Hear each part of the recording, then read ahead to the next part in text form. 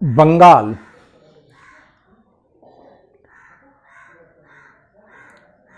बंगाल हिंसा का, आतंक का, राजनीति का अखाड़ा बनता जा रहा है। प्रधानमंत्री जी जब पहले कार्यकाल में शपथ लिए उसके बाद उन्होंने कहा था अब काम किया जाए, चुनाव तो अंतिम कुछ महीनों में लड़ा जाएगा। लेकिन बंगाल पिछले 3-4 महीने से ही, बल्कि कह सकते हैं पिछले साल से ही राजनीति का अखाड़ा बन चुका है और आए दिन वहां हिंसा की वारदातें हो रही हैं। और तृणमूल कांग्रेस और सत्ताधारी तृणमूल कांग्रेस और भाजपा एक दूसरे पर आरोप प्रत्यारोप करना ही अपना कर्तव्य समझ रहे हैं।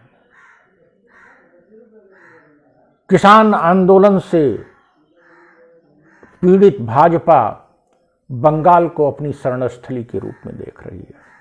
उसको लगता है बंगाल का चुनाव हम जीत लेंगे तो हमारा सब कुछ सामान्य हो जाएगा, किसानों के साथ, देश के साथ कुछ भी अत्याचार करेंगे हमको मान्यता मिल जाएगी।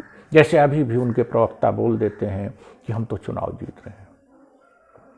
तो बंगाल के चुनाव को वो सर्टिफिकेट के रूप में देख रहे हैं, असम के चुनाव को एक सर्टिफिकेट के रूप में देख रहे हैं कि किसान गलत हैं, देश की जनता गलत है, हम सही हैं। हम बंगाल की बात करते हैं। बंगाल जो 19वीं शताब्दी में पूरे देश को दिशा दिया, पहले समाज और धर्म सुधार आंदोलन के रूप में, फिर राष्ट्रवाद के रूप में, और 20वीं शताब्दी के प्रारंभिक 2 दशकों 3 दशकों में भी बंगाल ने ही देश को नेतृत्व दिया, राष्ट्रीय आंदोलन को। राम मोहन राय, ईश्वरचंद्र विद्यासागर और फिर विवेकानंद,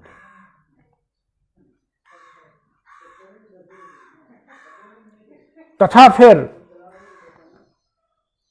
रविन्द्रनाथ टैगोर, सत्येंद्रनाथ टैगोर, बंकिम चंद्र, एक से एक बढ़कर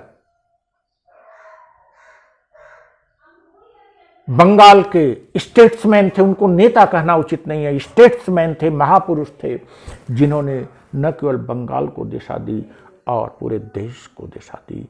और 20वीं शताब्दी के पूर्वार्ध तक बंगाल देश का सबसे शिक्षित, सबसे सभ्य प्रांत था। राष्ट्रीय आंदोलन में भी देशबंधु सुभाष चंद्र बोस जैसी विभूतियां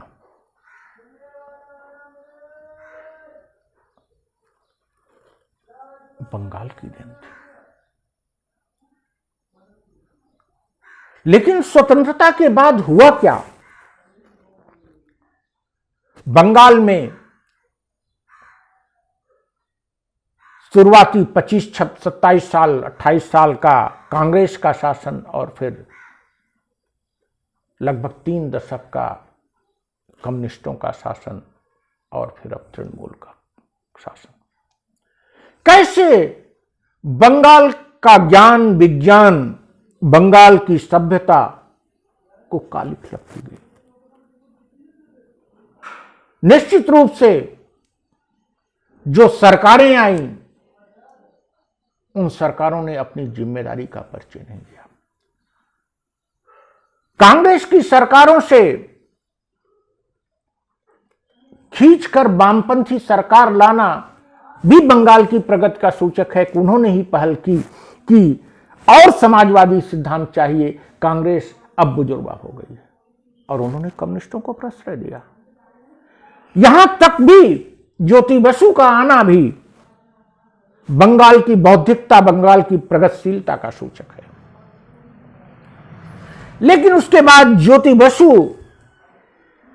के तीसरे कार्यकाल से जब वहां कैडर पॉलिटिक्स शुरू हुई और बंगाल की सत्ता पर काबिज एन केन प्रकरण बने रहने की प्रवृत्ति शुरू हुई, तो वहीं से बंगाल की धरती में बंगाल की पवित्र भूमि में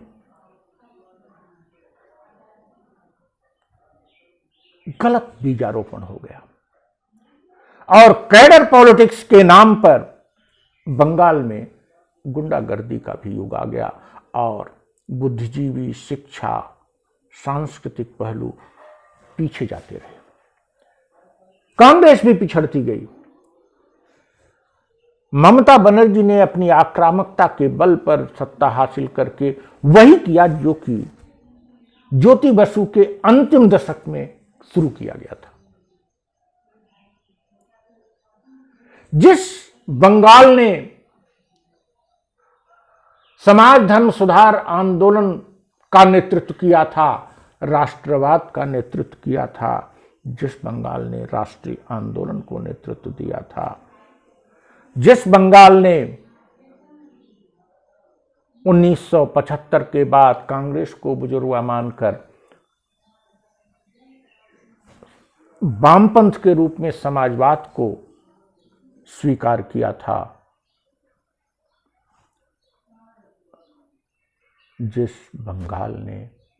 उसी बंगाल ने आगे चलकर झगड़ालू ममता बनर्जी को प्रश्रय दिया और अब निहायत दक्षिणपंथी पार्टी की आश्रय स्थली बन गई है।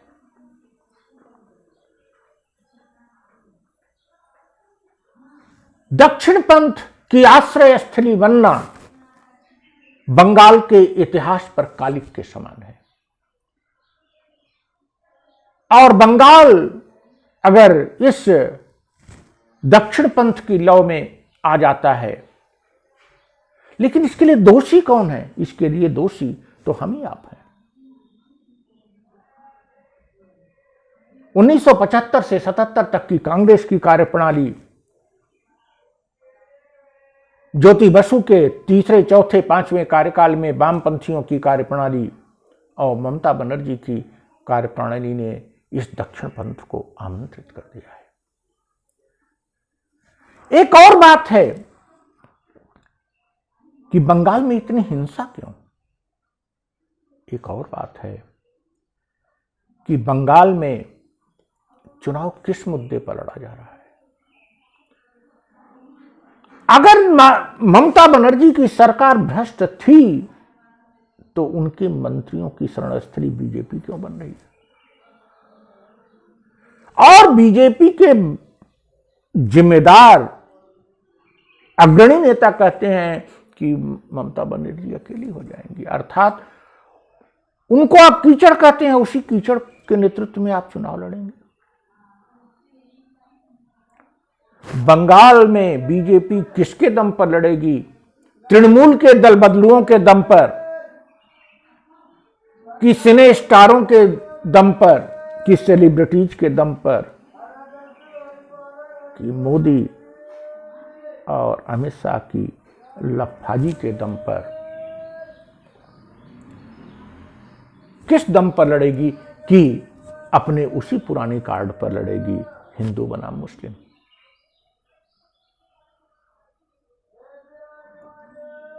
पाकिस्तान बांग्लादेश के नाम पर लड़ेगी, किस नाम पर लड़ेगी? बीजेपी के पास कुछ लड़ने को नहीं है, लेकिन आश्चर्य की बात है कि बीजेपी को बंगाल ने शरण दिया है, कम से कम लड़ने का शरण तो दिया है और सेना भी दी है, तो बीजेपी वहां लड़ेगी। और ममता बनर्जी से बंगाल को कैसे छुटकारा मिले और बीजेपी भी बंगाल में काबिज न हो पावे, कांग्रेस, वामपंथ और अन्य दल अपने सुधरे रूप में आवे, यह सब कैसे होगा? यह सब बंगाल की जनता और देश की जनता को और बुद्धिजीवियों को, समाजसेवियों को सोचना होगा। Thank you.